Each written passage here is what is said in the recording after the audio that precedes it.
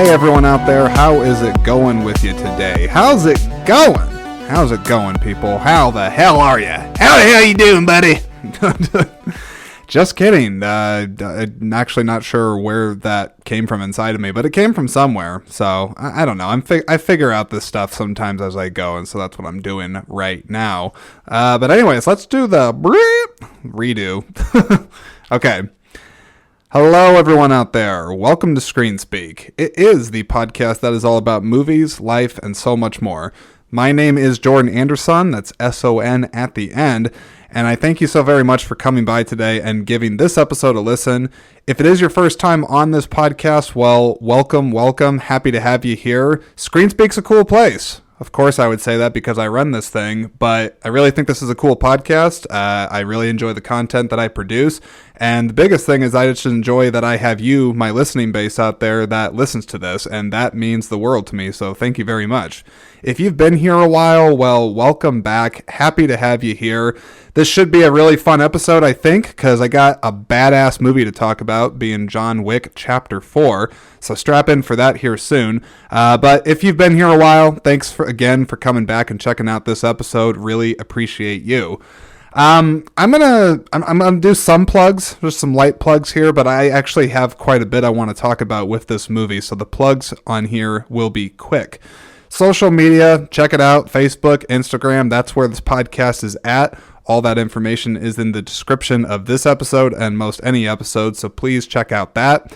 Hit the follow button, of course, if you haven't already done that, as well as the bell, usually located near that follow button, so that you don't miss out when I drop new content on whatever podcast service you are listening to this on. That would be super helpful if you do that. Helps the podcast, helps me, helps you. It helps everything, right? So just be a part of this community, be a part of Screen Speak, and hit that follow button. It will be much appreciated, and I'm sure you'll be happy with it. Let's see. One more thing, of course, as if I could forget this at all. Super exciting. I know I announced it before on my Instagram and Facebook, and I think I mentioned it in the last episode of the podcast, but I will be at the Cedar Rapids Independent Film Festival April 14th, 15th, and 16th at Collins Road Theaters in Marion, Iowa. So if you want to come check out the podcast, check it out live in person, I'm going to have a booth. I, of course, will be in attendance, of course. Going to be running the booth. I have a recording space set up where I'm going to be talking with a lot of the filmmakers and some of the actors and people that worked on a lot of the projects that got submitted for this thing there. It's an insanely exciting opportunity for myself, for the podcast, just to also help put a spotlight on some of these filmmakers that are up and coming in the state of Iowa. It's really tremendously exciting. I got prizes I'm giving away. I got some light merch. There's a lot of fun stuff that I have planned, but you'll only get to experience that if you come and check it out at the festival. So again, mark your calendars, April 14th, 15th, 16th of this year, 2023, of course, at Collins Road Theaters. So definitely come and stop by, even if it's just to say hi. That would be terrific. But anyways, yeah, that's all I got for the introduction of this. So I'm going to go ahead and get into the action. Get into the action of this movie, because my God, there is a lot of it. I'll tell you, when I was preparing this episode and I was kind of going through my outline and everything I wanted to talk about, the very first thing that actually came to mind for me is that this movie is so representative of a symphony of carnage, it feels like a real victory lap for the John Wick franchise, this movie. Almost sort of, as you will, like a greatest hits compilation of everything that John Wick fans have come to love and expect since diving into the world of Wick, since Chapter 1, since the first movie, since those bastard Russians killed that beautiful puppy. What scumbags. But I mean, they got what was coming to them with a lot of bullets from Mr. Wick. So anyways, we've all been fans, at least since those of us that have been watching since 2014. But I really say Symphony of Carnage for this movie because there are so many jaw-dropping action sequences that if there was even a handful of these that were placed in just one movie alone, an audience member, an average audience member would be impressed because they just be like, wow, this was so executed well. It was shot brilliantly. The action felt really intense. It was very methodically thought out. But this movie has, I think, like a dozen or more like major action sequences across its nearly 3-hour runtime. I think this movie is 2 hours and 49 minutes. But I think it goes by for the most part. I mean, it drags here and there. I admit it probably doesn't need to be the 3 hours or the 2 hour, 49 minute time.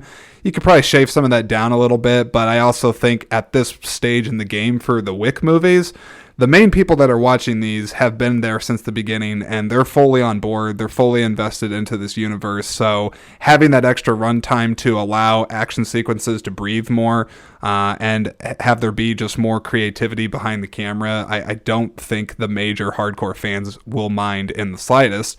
I sure as hell know I did not.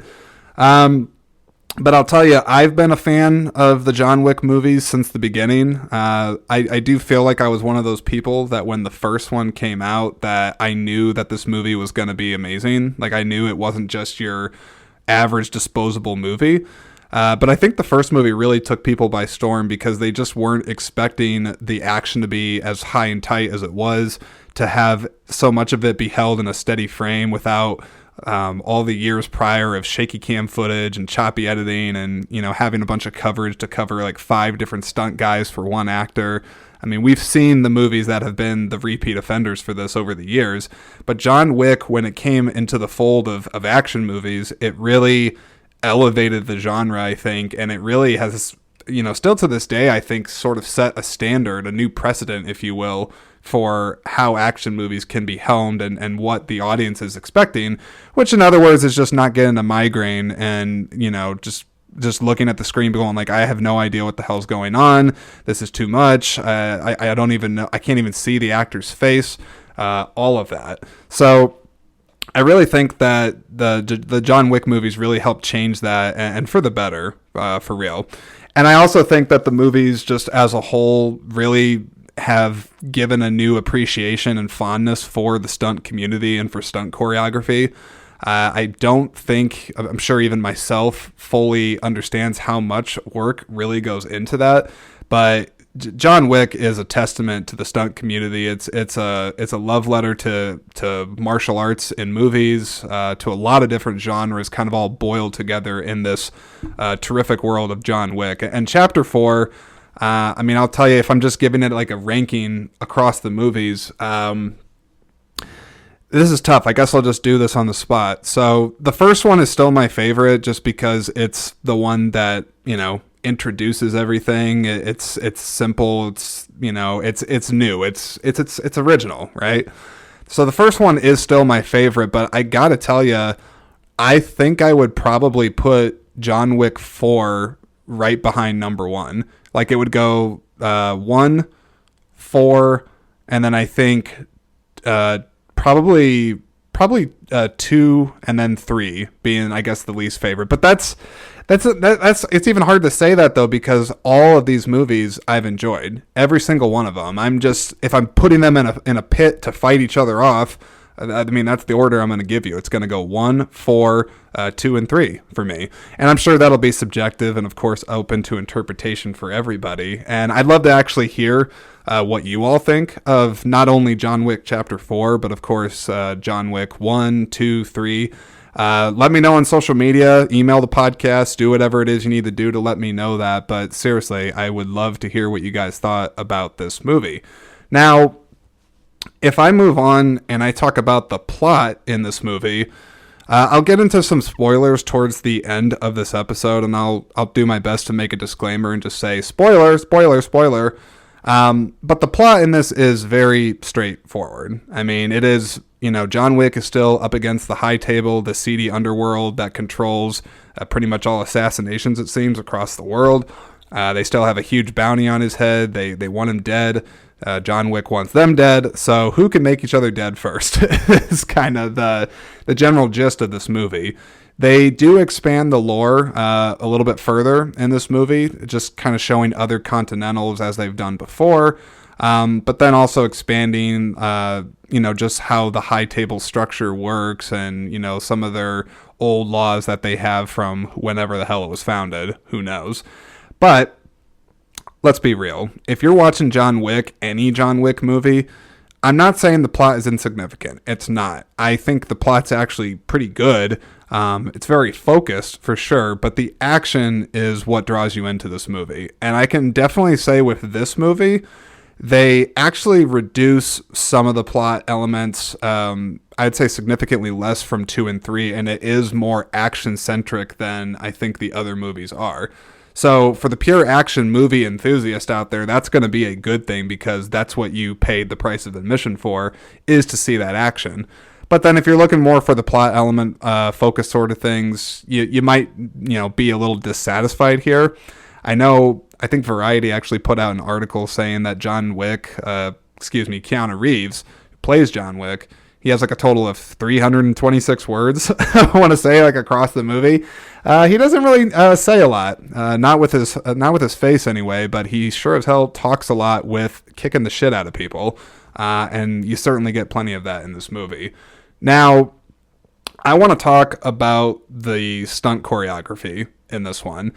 Now, stunt choreography is something that I wish they had an Academy Award for, at the very least a Golden Globe, or hell, create a guild for. I mean, there is. I'm pretty sure there actually is like a stunt guild out there, but these guys need recognition. The guys and the women. Let's not forget the ladies. There are tremendously talented female stunt performers out there, but I just don't understand why stunt choreography is not taken more seriously on the awards circuit and why it's not given the praise it is. It's extremely physically taxing to do all this stuff, but it also takes a very meticulous level of planning and detail to make it all flow together and marry it all together in order to make the action sequence make sense, not only from a story perspective, but just also from a fighting perspective, where the hits make sense, where they fall, it all makes sense.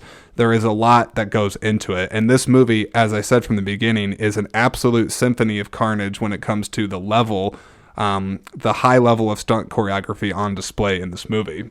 But here's what I loved about the stunt choreography in this movie. Just all the planning that you can tell. I mean, I mentioned earlier on that there's like a dozen, I think, major action sequences in this movie. You have a terrific 30-minute sequence that takes place at the Osaka Continental, the one that's in Japan. Beautiful fight scene with Hiroyuki Sanada. Absolute badass, legend in martial arts across several different movies. Saw him for the first time in, I think, The Last Samurai, I want to say. But he's an absolute badass and very happy with what he delivered in this movie. But just going back to all the work that it takes to do the stunt choreography, because aside from just the overall rehearsals that have to go in with the people that know how to fight, there's also the locational challenges and everything else. But I'm getting a little too excited here, so I'm going to just kind of piece this out one little section at a time, and then we'll just go from there. Now, first major thing I appreciate in the world of stunt choreography is, of course, all the different fighting styles that can be displayed. And John Wick is an excellent melting pot of showing several different types. There's street brawls, there's elements of mixed martial arts or MMA. You have more standard martial arts. There's definitely forms of judo on display, I believe. Keanu Reeves and or John Wick. His fighting style is more of like a Brazilian jiu-jitsu, and of course his trademark practically gun fu. Not sure how much that would fly in the real world, but in John Wick, it certainly does wonders, especially if you have those badass ballistic vests. Which actually, on that subject here, I'm going to squirrel for a second. Let me look this up. Ballistic vest John Wick. I'm sure I'll find something if I type that in here. The reason I'm looking this up is because I don't even know if this is real. I have a feeling there's elements of this that could be real, but I don't think there's actually suits that have bulletproof stuff in this. Let me see. Okay, you know what? I'll see if this website actually tells me the truth. For some reason, ties.com is the place I went to this, and I am looking at this article, and okay, here we go. So the question that it's asking is, how realistic are the Kevlar lined suits, the bulletproof vests, if you will, jackets in John Wick? And the short answer is, it's saying sort of. Okay. Let me see if it elaborates on here. If it doesn't, then I will just keep going. Okay, come on, just tell me the answer. It says a thread on Reddit asks point blank, how realistic is Wick's cutting edge body armor? Okay, I've already said that question. Where's the answer? Come on, just tell me. All right. So apparently in Toronto, there's a place that offers a line of bulletproof suits crafted with carbon nanotube technology. Okay, so there's something like this. And this article is going further on to say that it can defeat or help against pistol caliber threats up to 44 Magnum, and the price is only $5,000. Now, I say only $5,000 because, I mean, I don't know. To me, that actually sounds kind of cheap for a bulletproof suit, but I don't know.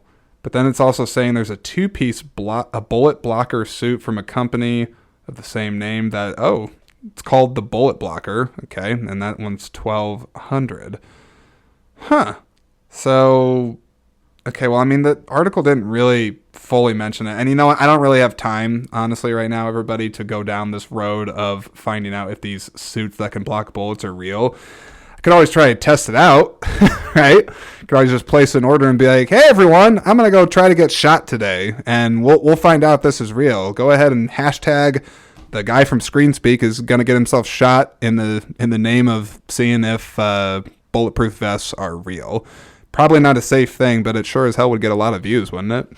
I don't know. Time will tell on that one. I'm not thinking that one is going to happen. But anyways, going all the way back to the stunt choreography, you know, I love all the different fighting styles on display. I, of course, love that they hire all these different people that clearly have a proficiency in it. They are experts in the fields. They have practiced relentlessly to get an opportunity like this. So I think it's incredible. I also think when it comes to the choreography of the scene, apart from the location, which certainly plays of great importance how the overall fight plays out, it's how they use the settings and objects around them. Now, I think when I think of using objects to your advantage, off the top, I'm going to think of just Jackie Chan because he's so good at doing his drunk kung fu style where he just grabs things around them and very cleverly uses them to defend against punches or to make someone stuck in a spot or whatever. I think of Mr. Jackie Chan for that. But in John Wick, I mean, there are so many kills on display where you know damn near every single one of them is carefully planned out, where this guy's head is going to snap like this. This person's going to drop from a rooftop and crack his head like that. Or this person's going to hit the tree or the stair like this. This person's going to get incinerated by a shotgun right here. There's so many creative kills in this. And again, all of this is carefully planned. And I also think it's worth noting in the John Wick movies that while I have already said that the story is not as of paramount importance as the action is, it's all serving the story. Meaning that there's never really a scene that's in there that just feels like it's out of nowhere just to have an action sequence. It's all part of John Wick's journey to reach this place by early morning to have a standoff with the high table head played by Bill Skarsgård.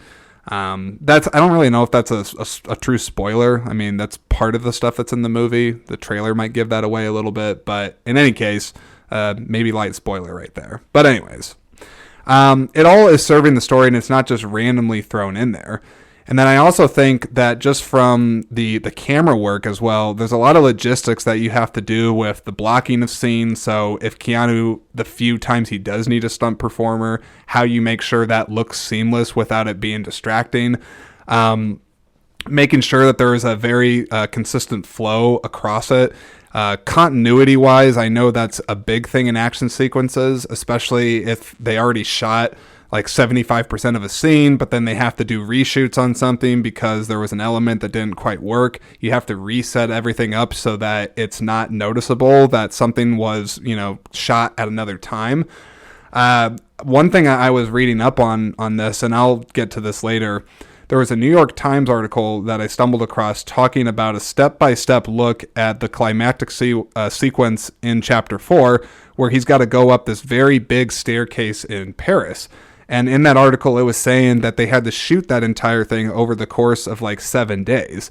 And that's just an example right there where when you watch the movie, it just seems like, oh, wow, like this is just a great like one take, or, they really practiced the hell out of this. But no, they're very smart in how they position the camera with the edits so that it all does get that seamless look, and you just think that this is happening in the moment. But in reality, there is a ton of planning and prep and precision that has to happen to make this all be just amazingly awesome for the audience. That's probably not the best way of saying that, but I think my point is coming across. But my hat's off to you. I would take my earphones off to you. Here, I will. Can you hear me do this?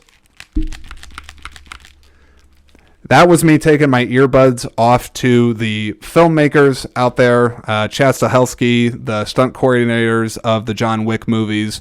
You guys and women, hopefully there's women that work on this too. You killed it. You absolutely killed it with this movie. If you could, and I'm sure somebody will probably do this at one point, if you just took the song Let the Bodies Hit the Floor by Drowning Pool, I think it is, I'd insert a little bit of it in here, but if any of you actually realize this, when I posted episode 73, I actually had a copyright flag from Spotify. Spotify. I know I was using copyrighted materials at one point because I was talking about music a lot, but one particular track got flagged. I tried to re-upload the episode. Spotify, I don't think ever fully got it back on there, but I do see it's out there on other podcast platforms. So anyways, where I'm going with this is that if you took that song, just let the bodies hit the floor, let the bodies hit the floor, and you just made like a montage of Wick just wasting people and having bodies pile up, that type of energy I think was going through me in this movie. I mean, there was several moments where, I was just like, yes! Oh my God! I'm like, just bam, bam, bam, bam, just like shoot him, get him, kick his ass. Like the blood was pumping. Blood was pumping for me in this movie. It's a good thing I did not get into a street fight afterwards. My confidence maybe would have been a little high due to the Wick I just intook. It's not a word. Due to the amount of Wick that I ingested, I would probably try to foolishly put it out there into the world and get my head snapped in half. Thank God that didn't happen. But just blood pumping shit, man. Just, oh, God damn, this movie is firing me up right now. I'm just getting intense. Gotta, you know what? I'm gonna take a sip of water here because I gotta collect myself, right? You all probably didn't think I could do that. I just control the chaos within, but I got to do it sometimes. So, okay. There we go. There we go. It's okay. Yeah, we get it. John Wick Chapter 4, it kicked ass, but just talk about it calmly. Okay. All right. I have now recentered myself due to H2O and my own brain saying don't scare the shit out of the screen speak audience with your blood pumping energy on this, so I can continue forward. Okay. Now, something else I want to talk about in these movies, but with John Wick Chapter 4, of course, is the cinematography in this movie. Now, I love since the first movie that they established this very neon nightclub-esque feel for everything. And certainly through 2 and 3, you definitely saw that look carry over where practically any place that John Wick goes probably has a neon light of some kind around. Now, I don't think New York and some of the other globe-trotting places he goes to always look like this, but everything has a very distinct, kick-ass, just nightclub-esque glow. I don't know how else to call that. I'm sure set designers out there are like, Jesus, you really don't know how to talk about this stuff. Well, there's only so many things that I can try to read up on and take part in to talk about it with precision. So I'm just going to say it looks like a nightclub throughout. And I very much like that not only continued through this, but I really think the camera work is the best it's ever been in this movie. There are some beautiful, beautiful shots in this, some great, wonderful long takes, wide shots.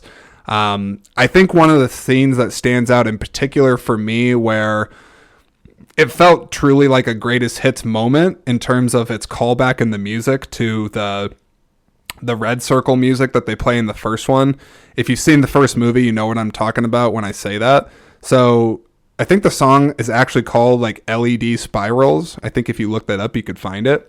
But if you look at that song and then look at this shot I'm talking about, they have this sequence where John Wick gets a shotgun that has incendiary rounds. So quite literally when he shoots at people, they practically not only rip in half, but also explode in flames. And it's just completely badass and impressive to behold. And if I was in that room and he just wasted like 4 people with this gun, I wouldn't even bother. I just, drop my guns, run away as fast as possible. It is not worth your life, but I guess these other goons don't get it, or they want the, 30 million price tag that's on his head by this point. In any case, the cinematography for this, why it stands out, is because they did it all from a bird's eye view perspective. Now, for those of you that might not be familiar with that, that's essentially when a camera is positioned at the top of a set and it's all completely pointing downwards on the actors or the environment below it, similar to the way a bird would be flying overhead, looking down below at its prey. Now, in this case, we're looking down below at John Wick's prey, which is essentially anybody that even looks at him, because they're going to get fucked up in this scene by all the shotguns all the incendiary rounds that he's spraying at their faces. But in any case, I would be so curious to talk to the people that shot that. I'd have so many questions because I wonder, A, how much of that set was actually real versus how much was visual effects that they were able to stitch it together. Because it seems like to me that a lot of it was real, but that they probably just didn't have a ceiling. They, really took time to build all this and orchestrated how the camera would flow between all of it. And since a lot of it is done in a seamless take without what I could tell are any edits, I also wonder how much rehearsal would have to be done to make sure that it's all in camera and everything is staged correctly, which, again, going back to the stunt choreography, it's terrific. But when they're playing this music, the LED spiral music from the first movie, which I wasn't exactly sure why they did that, other than that it just really felt like the greatest hits reel where it's just really strap back and have some popcorn and watch as Wick just destroys people to some of the best music in the movie, which was that first song that I just said. But I was excuse me. But I was watching that sequence just in absolute awe. I mean, the music is thumping. Wick is wasting people with these incendiary rounds. The camera is not missing a beat. And you're just in awe, too, because it's like, how much can this guy take? Like, how many people can this guy take before his energy is just going to drop? Now, I don't see John Wick have Red Bulls at any point. I mean, I expect there's probably a lot of adrenaline from people shooting you and hunting you for 17 hours out of the day. But it's a marvel to behold the amount of energy and stamina that these performers have to be able to do all of this and keep the level of intensity as high as it is across this specific sequence. But I got to give a shout out to the cinematography in these movies, specifically for this one, Chapter 4. I think it's by far the best it's ever looked. that bird's eye view. Like, if you see the movie, talk to me after or send me your thoughts on it, because it blew my mind. It blew my mind with how freaking insane it was. Now, I talked about how there's a lot of different action sequences in this, but I do want to go over the ones that were my standouts in this, like the ones that were my favorites. I think I mentioned the stuff at the Japan Continental, the Osaka one. I just love like the samurai look of things, the modern look of Japan, combined with the world of Wick and how everything looks with the lights.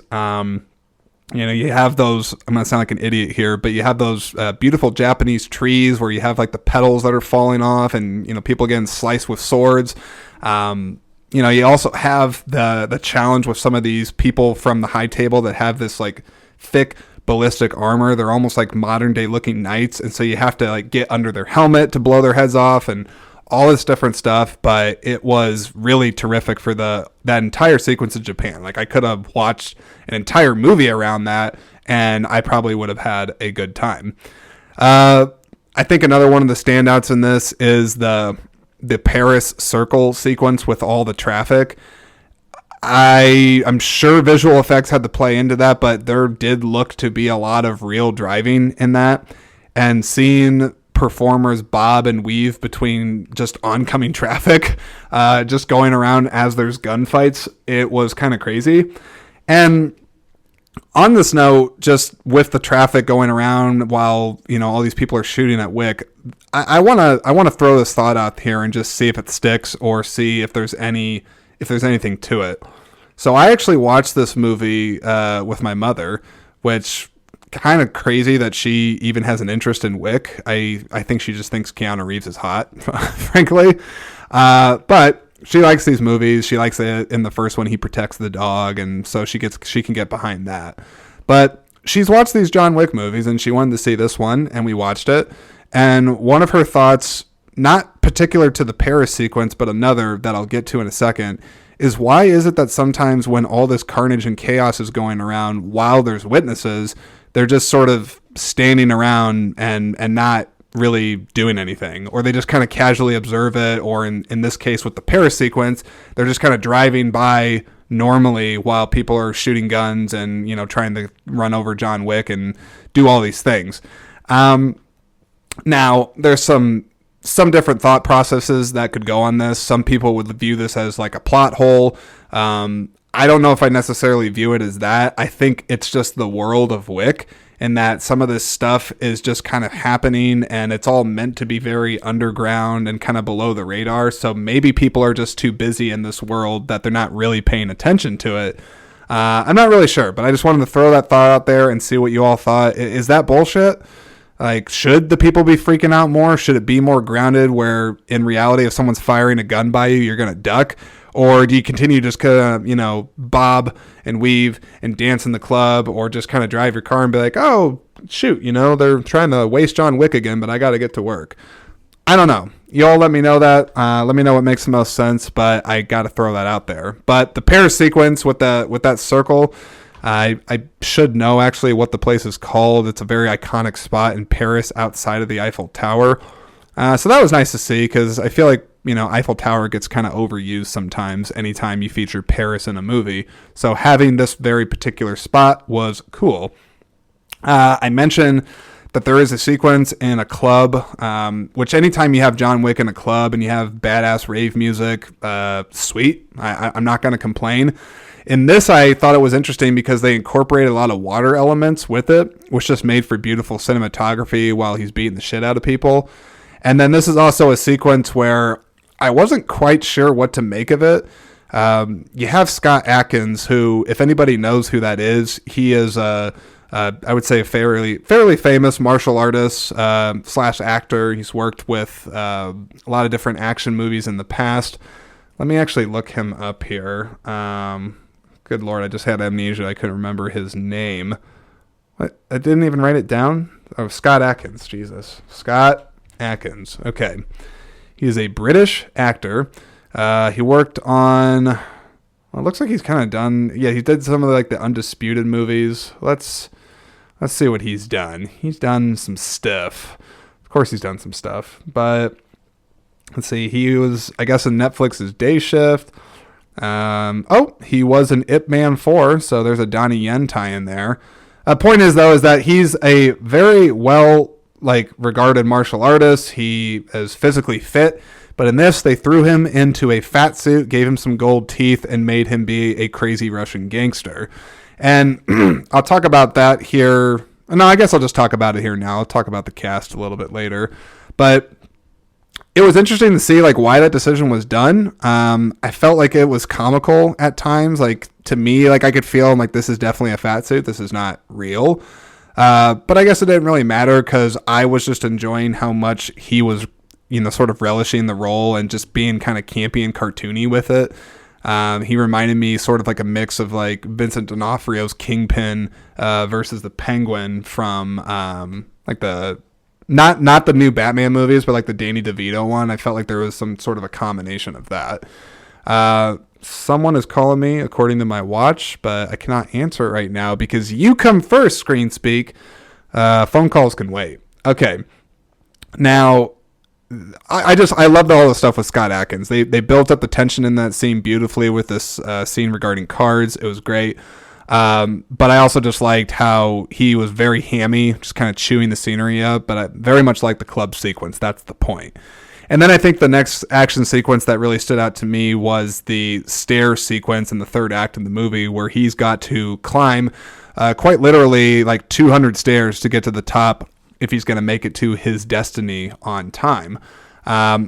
This is where I'll actually talk about that New York Times article I had on here. And the reason why I'm bringing this up is because I just want people to understand some of the technical challenges that go into this. So I'm not going to read this entire article word for word. I'll actually try to be a good person and put it into the description of the episode. So for my readers out there, you can go ahead and listen to that, or not listen to it. Just read it whenever you like to. But let's see some excerpts from this that stand out that I wanted to talk about. Okay, blah, blah, blah, blah, blah. Finding this. Stelhelsky, he's just saying how when they found the place to shoot this, the stunt people that were there were just kind of smiling because they already knew instantly what he was wanting to do with it, which that's always nice to see when people are on the same page on this. They did prep work for this shoot in both Berlin and Paris before the cameras even rolled, and the team kept rehearsing and altering movements even while Stelhelsky was starting to do filming on another part of the staircase. And the stunt coordinator, or one of the stunt coordinators on the movie, a man named Stefan Dunlevy, he was saying the scene was no more complex than any other fight on a John Wick film, but one of the other coordinators added that the very act of scaling the stairs certainly had its physical challenges on everybody, especially if you ever had to reset a shot. So kind of crazy there. I also think it's interesting to know that there are, of course, times where they would do padding on the stairs. And just padding in general, if you know anything about stunts in movies, you look into martial arts, it's a fairly common thing that they will make textures on the ground have padding underneath it. So when people are doing these heavy falls, it's not nearly as damaging. The worst they'll get is some cuts and bruises, but not, concussions or broken bones. But they did do some padding on the stairs, according to this article, and then digitally remove them using CGI, of course. So thought that would be interesting to throw in here as well. And again, I think I said this before, but the filming for this sequence, it took place on 7 days, during which they sometimes even had to wait for tourists to kind of go by the pass and make sure that there's no people that shouldn't be in the movie involved. They shot with some 35 stunt people, others that had been killed across the Wick movie before, John Wick Chapter 4, because sometimes they'll just reuse the same person, because why not? And trying to see what else. They do say in here that there is a moment where Keanu does a bit of a roll. and a bit is kind of a stretch because it's a big role. But they did admit that for one, they did have to use a stunt double for that because, I mean, Keanu's great and does a lot, but, for the real dangerous shit, I mean, you can't risk killing the star of your movie.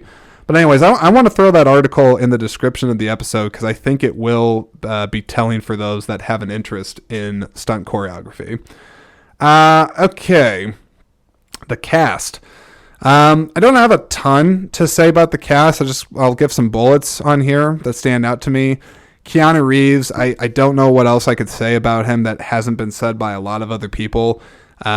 The man outside of his own acting is considered to be a true gem of a human being, just a real kind philanthropist type person, somebody who's just really hardworking and dedicated to his craft, but never forgets where he came from and really thanks and is a great collaborator, it seems, and is massively dedicated to his craft. I know people talk about Tom Cruise a lot when it comes to the stunts, but it's like don't forget what Keanu is bringing to the table for this. You see what I did there? High table. Stupid. Ian McShane, once again, he is back as Winston. Talk a bit more about him when I get into the spoilers. Lance Reddick, very sad how he died very recently, which he in the movie, he's not in the movie a lot, but he is there, so it was cool to see him, but I'm still curious about his death. Did anybody out there figure out what happened? Or maybe I can look at this because I didn't think he was in poor health, and they said that he died of natural causes. Let me see if I can find this out. Lance Reddick, cause of death. Oh, okay. They have released something, but it looks like it's actually being disputed by a family attorney of the actor's family. Huh. Okay, well, let's take a look at this, because this was actually very, very fresh. Los Angeles Times put out an article 3 hours ago. People Magazine put this out.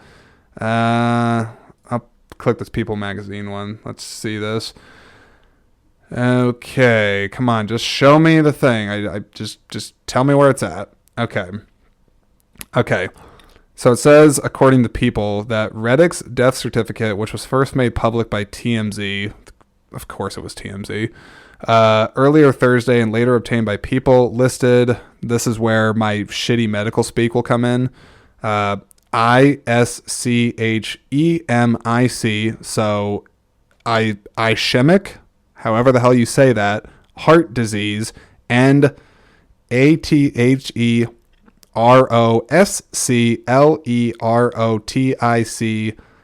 atherosclerotic, Jesus, arteriosclerotic, I'll try that, coronary artery disease. They are listing that as his immediate cause of death. Now, I'm not actually going to do a copy and paste here because just because I read that, does that really mean I know what that means? No. But according to this, it's related to a coronary artery disease, and just according to, I don't even know if this is probably WebMD, it says damage or disease in the heart's major blood vessels. The usual cause is the buildup of plaque. This causes coronary arteries to narrow, limiting blood flow to the heart. Coronary artery disease can range from no symptoms to chest pain to a heart attack. Treatments include lifestyle changes, medications, angioplasty, and/or surgery. So I wonder, if that is true, then, maybe it's just there's no real early indicators for it. Well, actually, this said that there's some indicators having a heart attack, but that could be a one and done, right? If it's severe enough, you're just kind of screwed. So maybe that's what happened to him. But, excuse me. In any case, it's still very shitty that he passed away. I think the guy was very talented. I also remember he was on The Wire. But anyway, it's just very sad. But it was nice to see him in this movie. Got to talk about Donnie Yen, Ip Man himself. He is in this movie, and he is once again a blind badass, just like he was in Rogue One, which I didn't actually know he would be blind in this. But fortunately, I didn't think he was like the same type of blind person where he's like, I am one with the Force is with me. I'm one of the Force, the Wick is with me. He didn't do that. There's actually one scene in particular that stood out to me where I was like, oh, okay, like this is actually a very clever use of like explaining how can a person that's blind, that is not Daredevil, be on the same level of John Wick. And I won't spoil that scene because it's very cool. But they make it believable enough that I'm like, oh, okay, whatever. I mean, it's Donnie Yen. Like, he already has a reputation enough. If it was someone other than him, maybe it wouldn't have worked. But it's Donnie Yen, and most people that are going into this movie have probably seen him in something before, so it's not the first time, and they're just happy to see him. Hell, you can make him blind, deaf, and have his arms tied behind his back, and they could probably still find a way in this universe to make it make sense for him to beat the shit out of people. So he was amazing in this movie. I thought him and Keanu Reeves had great chemistry together, and it was awesome. I mentioned Hiroyuki Sanada. He's here. Bill Skarsgård, he is not Pennywise in this. He is a baby-faced, high-table douche that you just basically want to see him get killed throughout the movie because he's just really snobby and arrogant. And, he did what he was supposed to do, which was play a good villain. And I thought he was a good villain. Clancy Brown, shout out to him quick, Mr. Krabs himself. That's right. That's right, people. I'm not going to talk about his work on Shawshank Redemption or Highlander or anything else. No, that's Mr. Krabs. Well, Mr. Krabs is in this movie, and he is sort of a judge, jury, and executioner kind of guy. I don't actually even know if they say his character's name. He just has a cool white beard, and he's got some slick threads, and he just looks cool, I guess. It's a very simplistic view of his character. I'm sure if Clancy Brown is listening to this, he's like, wow, Dick, that's not really how I look at my character. But hey, whatever. At least I acknowledge you on this. I thought you were cool. And I also like that there is a slight, I'm sure it had to have been intentional, callback to Highlander. If you've seen the movie, you'll know what I'm talking about. And then, of course, Lawrence Fishburne. He's in it. Not really that much, but he is the Bowery King once again, and it's Lawrence Fishburne. So seeing him and Keanu together, I will always be happy to see that. As a fan of The Matrix, I'm not going to ever be disappointed with that pairing. Something else that stands out to me in this movie is the realism aspect of it versus its big glorified use of hyperviolence. And I'm going to try to make sense of this here, just on the fly, as one does when they, plan a podcast and record it. But I feel like when the first John Wick movie came out, part of the appeal and part of what made it really land with people, apart from him killing people that were trying to hurt dogs or killing a dog in some cases, there was a sense of realistic action in that, there was realistic hand-to-hand combat. There was a lot of people that worked with weapons on site in the film to make sure that Keanu knew how to do proper ballistics handling and training and whatnot. Very realistic to that extent, but had just enough hyper violence. When I say hyper, it's like he's killing a almost an obscene amount of people with a degree of accuracy that seems obviously much more. I'm trying to not say unbelievable, but like, John Wick is almost like a superhero in certain extents because of how well trained he is, almost like a Jason Bourne, where like what he's doing almost seems to defy real reality. But anyways, the first movie has hyperviolence, but I still felt it is very grounded in its world. Now, by the time we get to the fourth movie, I feel like they're dangerously close to getting to that Fast and Furious thing where if they don't either, have the story, come to a close, or if they don't be careful, the stakes will not feel that much because if John Wick can, not get hurt or, really, suffer sometimes for some of the things that's going on, then, he's just going to kind of seem like an invincible superhuman that has the cheat codes on and it's just going from one room to the next, just, getting a bunch of skill points before he gets to the finale and fights the boss. But anyways, I guess what I'm trying to get at with this is that I'm wondering if any of you out there felt like the hyper violence in this, or the sense of fighting, or the scale of the fighting in this was ever too much. Because I admit there were times when I was watching this where, maybe it's just because I study so much of the behind the scenes of a movie, and I really kind of go down these rabbit holes that I can kind of see the prep and production on display, and it can sometimes take me out of it. So maybe that's why I'm like, oh, this seems like too perfect almost for the action. Maybe it needs to be more dirty or gritty.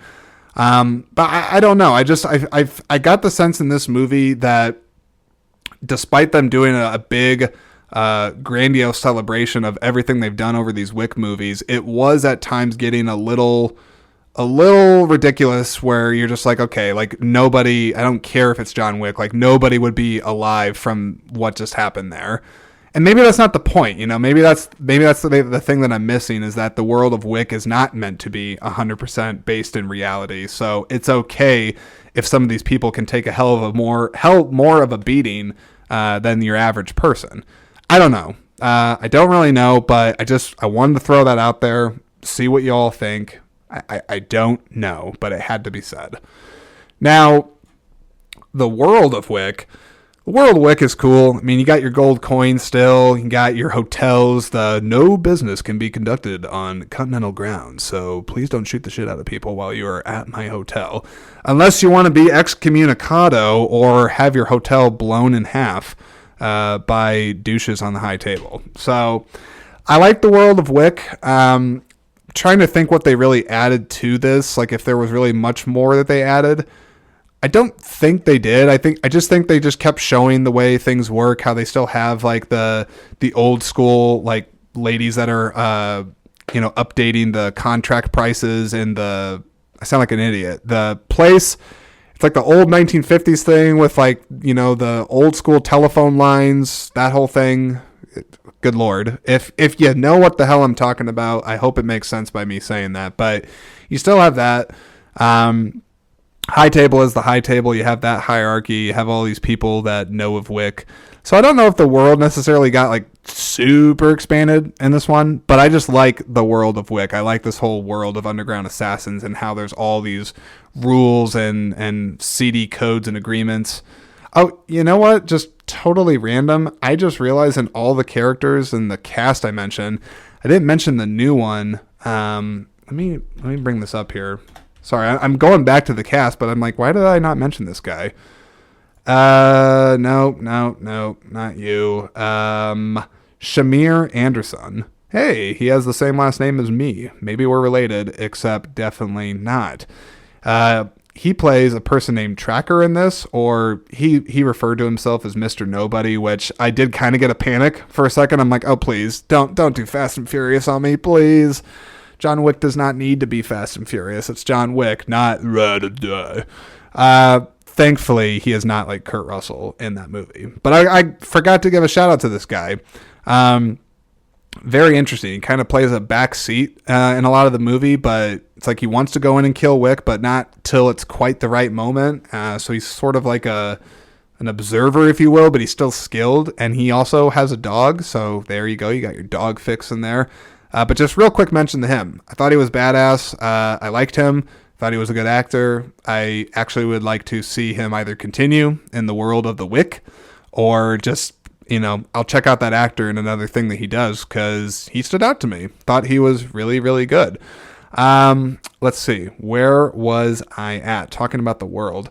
World is cool. I think that's all I'm going to say. I have other stuff I want to talk about on this, but world was good. It's fine. I talked about my favorite moments on here, but this is where I want to start getting into spoiler discussion. Okay. So here it is. Here's your warning, everybody. Spoilers. That's kind of ridiculous, but you get my point. I am now going to be talking about spoilers for John Wick, Chapter 4. So if you have not seen it, shut this off, and thanks for listening to the podcast. I'll catch you in the next episode. Seriously, thank you. See, I even gave a little bit of a pause there to make sure that those people could leave. But you've all seen Chapter 4, the ones that made it, hopefully in a theater. You didn't just watch that on your couch. check that shit out in a movie theater. It needs to be seen. But I got to talk about the ending here, which is very much in the vein of The Good, the Bad, and the Ugly. I think Stahelski, the director, he's been pretty open about that already, that this movie was definitely taking some influence heavily from that style of movie, spaghetti westerns, because it ends up being in a western shootout.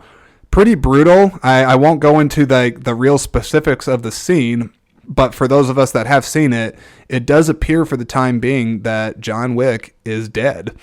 I was actually surprised, frankly, because I thought that they were just going to, I don't want to say Fast and Furious, but I mean, the comparison's there. I'm like, are they just going to, just keep dragging this revenge story out and keep having him, find more reasons to kill? Or is this guy going to finally run out of steam, get his revenge, and then go where he needs to, which is die? Because he has killed so many people across this movie. Like, I don't know how he would be able to get out of it cleanly. So him dying actually makes sense to me.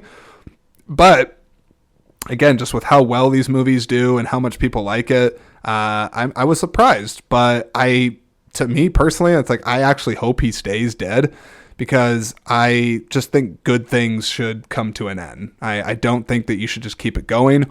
Quit while you're on a high note. And I think if they ended the John Wick specific movies with Keanu here, that would be perfectly fine. I felt the ending was fitting because they flash back to the first movie where he's thinking of his wife Helen. Almost very Blade Runner-esque. You could see them playing the Tears in the Rain song, because he falls over on a staircase after he goes through with this duel. And so, yeah, I don't know. I was surprised. I was, a little emotional too. There was some nice tying into the next scene, where Winston has the beloved husband, I think that's what he wanted, on his tombstone. But this is where I'm just kind of open-end discussing this movie, and I'm putting this out there. I'm going to put out the speculation that it has, and I'll tell you what I think about it too. But I'd like to hear from you as well. So the real question is Wick actually dead? Now, I looked up a little bit just to see if there was, anyone from the cast that actually admits this, if they've actually planned for 5. Of course, they're being ambiguous about it, because they are just saying, could be, might not be, we'll see. Because if you watch the movie, yes, we see that he's been shot 3 times. Yeah, we see him, not fall on the stairs, but he goes to his knees, and I think he goes down to the side. But they never really truly show that close-up shot where he's or him being lowered into the ground and dirt being thrown on his face. So we don't really know if he's actually dead, which is probably smart, because if the filmmakers decide that there's a way to continue the story that makes sense, they can leave it open-ended, so they're not putting themselves into a corner by having him truly be just dead. But I don't know. It's part of me likes that, because again, as I said, it gives them some wiggle room creatively to continue. But I also think that you have to ask yourself sometimes, is it time for this to be the end? Do you really actually have to continue this? Do you always have to continue something? I'll tell you what I think about that. The answer is no. No, you do not. Sometimes it is more impactful and more meaningful if something truly does end. And I don't mean some Marvel thing where you can bring it back through a time travel thing, or through a resurrection stone, or through a multi-dimensional universe. Just end. I don't think something should just go on and on for the end of time. It needs to tell a story that lands, and a story that sticks, and a story that feels complete. And I just think for John Wick, for the legacy of these 4 movies, it makes all the sense in the world to me that it's actually just done right now. I mean, it does. Does that make me sad? Sure, of course it does. I love John Wick. I love John Wick, the movies. I love Keanu Reeves doing this work, seeing the amount of work he's put in. I like the character. But I didn't want it to go on forever and ever. It didn't really make sense to. And, past him having his wife, I mean, that was kind of his, reason for being until he got dragged back into the underworld when she dies of the illness and the dog dies.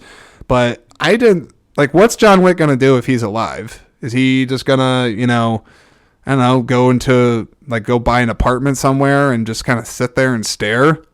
No, he's not that guy. I don't see him just living some quiet solitude life, watering plants. I think he'd just be bored. So in a lot of ways, I think this is the ending that needed to happen. He needed to die. Okay, I'll say it. I think he needed to die. Wasn't expecting it to happen right now, but if he's truly dead, I think just let him stay dead and then expand this world and tell other stories with it, because Lord knows there's plenty to do, and I already know they have that planned anyway. So that's what I think about that.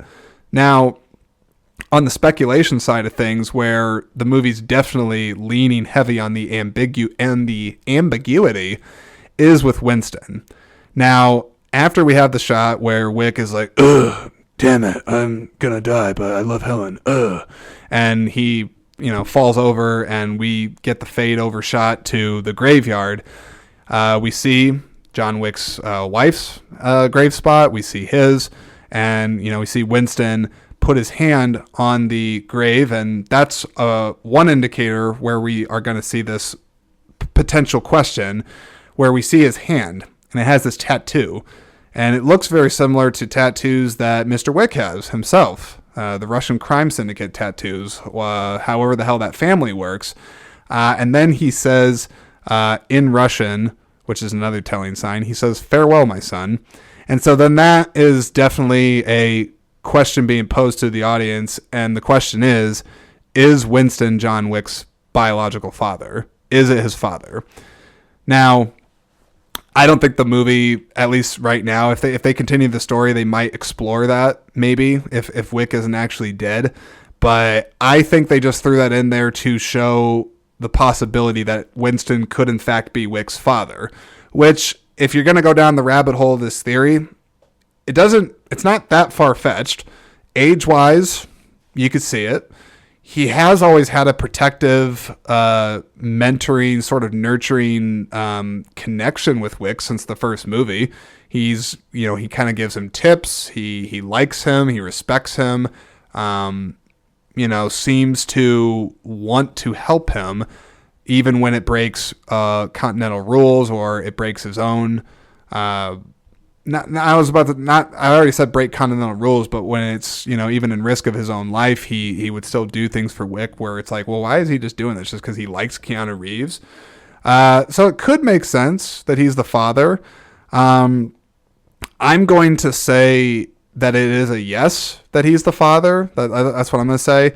I know they have the whole you came to us from the previous movies, from the Russian people. So Angelica Houston, she's like, you came to us as a baby, Jonathan, and we taught you how to do ballet and shoot people in the face. I don't know how exactly they did that, but they explained the Russian orphanage thing, but that doesn't mean, of course, that he doesn't have a father. And so in however many ways you want to look at it, it's not far-fetched to me that Winston could be his father. Again, will it ever be definitively explained? Probably not, because it's more fun to do what I'm doing right now, which is just speculating and talking about the what-ifs. I think he's his dad. I always actually kind of thought maybe that in the first place, but this sort of gave a bit of a a deliberate stamp of, hey, he might be his dad. So we'll see for sure.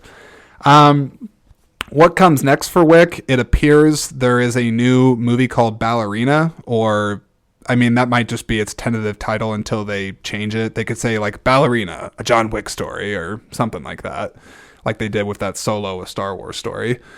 That's going to have Ana de Armas. It's supposed to come out in June of 2024, so we'll see. Ana de Armas, I think she's a really talented actress.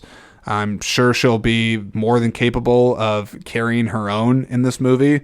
Don't expect the action to be just like the John Wick movies, but if they keep it in the world and they have a story to tell, then great. Fine. Go ahead and do that. And then I also know that they have a series on the Continental the New York hotel, and that's supposed to have Mel Gibson in it, if I'm not mistaken. I'm not sure if it's a prequel to him being maybe like Winston's father, or he's a manager of the hotel like at a different time, or if it's set in the future. I don't really know.